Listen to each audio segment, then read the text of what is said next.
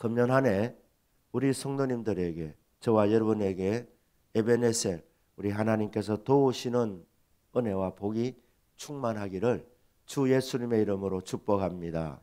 아멘. 이 에베네셀이라는 말은, 에벤이라는 말은 돌이라는 말이고, 에셀은 도움이라는 말입니다. 그래서 합치면 도움의 돌이라는 말입니다.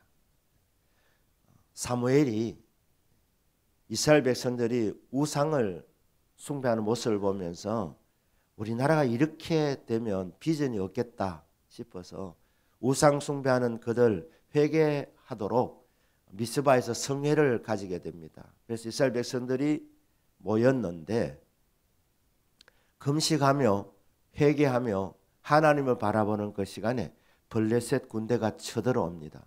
이스라엘은 그때 전쟁 준비가 되어 있지 않았습니다.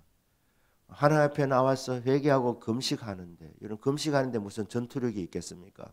블레셋이 그것을 알고 쉽게 이스라엘을 정복하려고 미스바에 이 회개 금식 성회로 모였을 때 틈을 타서 전쟁을 하러 온 것입니다. 그때 이스라엘 백성들이 사무엘에게 와서 우리를 위해서 기도해 주십시오 부탁을 하니까 사무엘이 그 말을 듣고 온전한 번제를 드린 후에 사무엘이 하나님께 부르짖어 기도합니다. 하나님이 그 기도를 들어 응답해 주셨습니다. 어떻게 응답하셨습니까? 하늘에서 큰 우레를 발해서 이 블레셋 군대를 흩어지게 합니다. 이스라엘 백성들이 쉽게 이 전쟁을 이길 수 있게 해 주셨습니다. 그때 사무엘이 압니다. 이게 하나님의 은혜라는 것, 하나님이 도와주셨다는 것.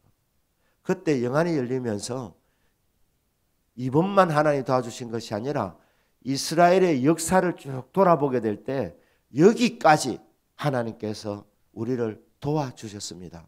이게 깨달아져서 이번 승리한 것 그것만 감사한 것이 아니라 이스라엘 역사 가운데서 끊임없이 함께해 주시고 도와주신 하나님의 그 은혜, 도와주시는 그 은혜를 감사하여 이스라엘 백성들이 이것을 잊어버리지 않도록 돌에 새기는 것입니다. 기념비를 세운 것입니다. 하나님께서 여기까지 도와주셨다. 하나님이 우리를 도와주셨다는 이 사실을 잊어버리지 말고 예배드리고 감사하고 찬양하는 삶을 살아가자. 이것이 도움의 돌 에벤에셀, 돌을 기념비를 세워서 그 이름을 에벤에셀이라 한 이유입니다. 사랑하는 여러분, 2024년도 우리에게 주어져 있는데 앞으로 어떤 일이 일어날지 우리는 잘 모릅니다. 그리고 우리 자신을 보게 될 때는 연약한 존재들입니다. 나는 약하고 세상은 험하고, 그때 우리가 어떻게 해야 되겠습니까? 내가 산을 향하여 눈을 들리라. 나의 도움이 어디서 올까? 나의 도움이 천지를 지으신 여호와 하나님에게서로다. 도움의 손길이 있습니다. 그 도움의 손길이 어디서 온다고 했습니까? 천지를 지으신 여호와 하나님에게서 온다고 말씀하고 있습니다. 그러니까 저와 여러분이 주님을 바라보셔야 합니다. 2024년도 어떻게 살아갈 것인가? 도우시는 하나님을 바라보고 하나님이 도와주시도록 믿음으로 살아가는 것입니다. 이사야 41장에 있는 이 말씀은 야곱에게 주는 말씀입니다. 야곱 개인에게 주는 말씀이기도 하고 이스라엘 백성에게 주는 말씀이기도 합니다. 야곱에게 뭐라고 말씀합니까? 버러지 같은 너 야곱아, 이렇게 14절입니까? 버러지 같은 너 야곱아, 벌레 같은 너 야곱아. 야곱은 벌레 같은 존재입니다. 여러분, 벌레는 할 수 있는 게 뭡니까? 힘이 없습니다. 할 수 있는 것은 그냥 꿈틀거리는 건데, 꿈틀거리면 불쌍히 여기는 것이 아니라 보기 싫다고 짓밟히는 게 벌레입니다. 가장 미천한 존재, 가장 약한 존재, 그게 벌레입니다. 야곱에게 네가 어떤 존재인지 알아라. 너는 벌레 같은 존재다. 저와 여러분은 벌레 같은 존재랍니다. 이 벌레 같은 날 위에 버러지 같은 존재다. 그런데 하나님께서 함께 하신답니다. 여기까지 도와주셨던 하나님께서 앞으로도 함께 하시는데 야곱에게, 벌레 같은 야곱에게 어떻게 함께 하시느냐. 세 단계로 하나님이 도와주십니다. 첫 번째는 하나님이 함께 하셔서 벌레같이 미물이지만, 보잘것없는 존재지만 사람들이 해코지하지 못하도록, 짓밟지 못하도록 하나님이 곁에 계시는 것입니다. 그래서 우리 자신을 볼 때는 만만하지만 나와 함께 하시는 주 여호와 하나님, 천지를 만드신 창조주 하나님이시기 때문에 그 하나님이 나와 함께 하시는 그것이 보여지고 깨달아지면 함부로 할 수 없게 되는 것입니다. 여러분, 직장에 가시면 직장에 상사들이 있습니다. 교회 다닌다, 예수 믿는다 그러면 그렇게 좋게 평가하지 않습니다. 하지만 어느 날 하나님이 함께하는 사람이라 이게 깨달아지면 함부로 하지 않습니다. 저와 여러분들이 2024년을 살아가게 될 때에 내 곁에 계신 하나님으로 인하여서 아무도 무시하지 못하도록, 함부로 하지 못하는 이 은혜가 있기를 주 예수님 이름으로 축복합니다. 두려워하지 마라. 너는 벌레 같은 존재지만 놀라지 마라. 나는 내 하나님이 됨이니라. 내가 너를 도와줄 것이라. 참으로 나의 오른손으로 너를 붙들리라. 내가 너를 도와줄 것이니까 나는 힘없다, 재주 없다, 그렇게 스스로 자신을 바라보며 주저앉지 말고 주님이 내 곁에 계시니까, 주님이 함께 하시니까, 주님이 도와주신다고 하니까 하나님 저를 도와줄 줄 믿습니다 하고 기쁨으로 담대하게 직장생활 하는 겁니다. 사업하는 겁니다. 학교생활 하는 겁니다. 도우시는 하나님. 근데 하나님께서 이 벌레 같은 이 야곱을 처음에는 무시 못하게 주님이 함께 하시는 이것을 알게 해주시고, 그리고 계속의 시간이 지나면서 보니까 하나님이 야곱에게 복을 주시는 거예요. 사람들에게 어떤 복을 주시느냐?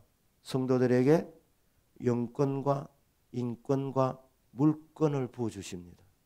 그래서 하나님이 우리의 삶에서 이렇게 은혜와 복을 베풀어 주심으로 인해서 사람들이 어느 날 무시하는 것이 아니라 화해의 악수를 청할 때가 있는 거예요. 처음에는 너와 싸우던 자들이 있었는데 하나님이 도와주셔서 어느 날부터 너를 치는 자들이 아무것도 아닌 것 같이, 험한 것 같이 되는 일이 일어나게 되는 겁니다. 야곱이 말입니다. 77세의 나이에 집을 떠났습니다. 바단 아람으로 갔는데 외삼촌이 야곱을 무시했습니다. 우습게 봤습니다.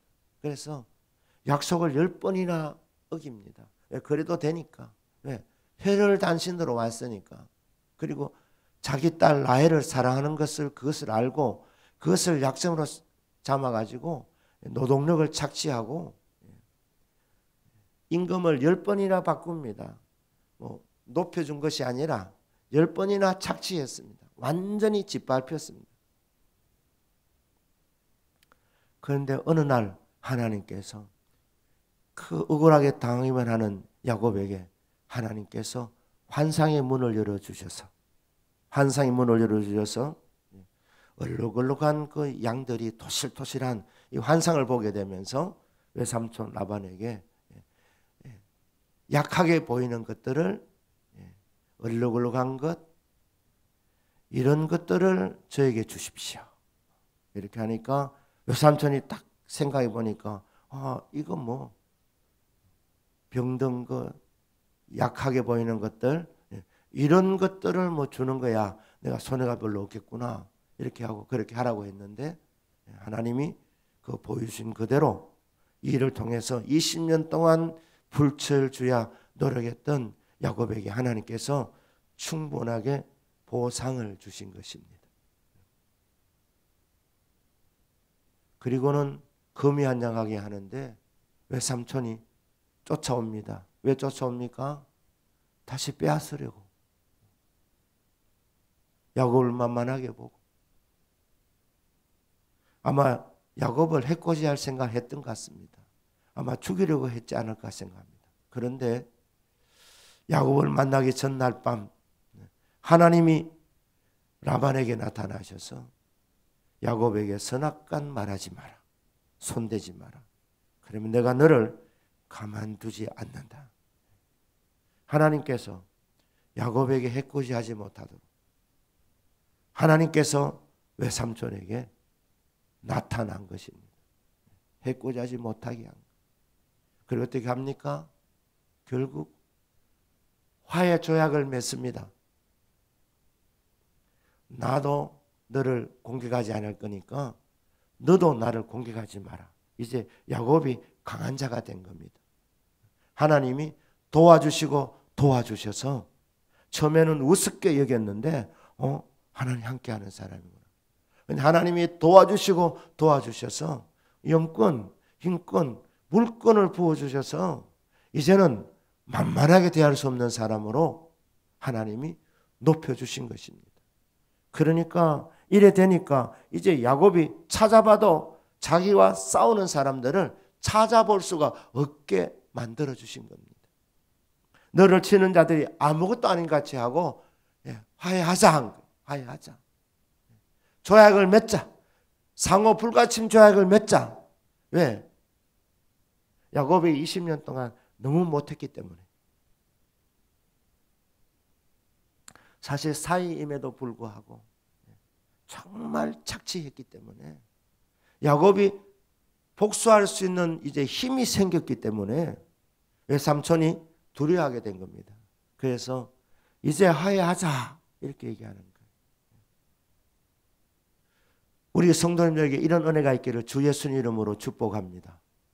하나님께서 높여주시고 높여주셔서 강한 자가 되도록 아무도 함부로 할 수 없는 이런 권세 있는 인생이 되기를 주 예수님 이름으로 축복합니다. 마지막 단계는 뭡니까? 하나님께서 15절 16절에 보라 내가 너를 이가 날카로운 새 타작기로 삼겠다는, 산들을 쳐서 까부르겠다. 그 당시에 산들은 바벨론입니다. 최강대국입니다. 그런데 이 최강대국 바벨론 이 산들을 쳐서 바람이 나는 겨와 같이 만들어 버리겠다. 이스라엘을 강한 자로 만들어 준답니다. 새 타작기계로 만들어 주신답니다. 하나님께서 유머 감각도 있으신 것 같아요. 뭐라고 처음에 말씀합니까? 너는 버러지다 이렇게 얘기해서 버러지, 벌레 같다 이렇게. 그런데 벌레 같은 너를 새 타작기계로 삼겠다는 거예요. 새 타작기계로. 하나님 제가 벌레 같은 인생인데 미천한 인생인데 약한 존재인데 저를 새로운 타작기계로 만들어 주셔서 산들을 쳐서 까부르게 만드시겠답니까?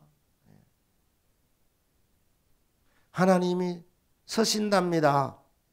새 타작기계로.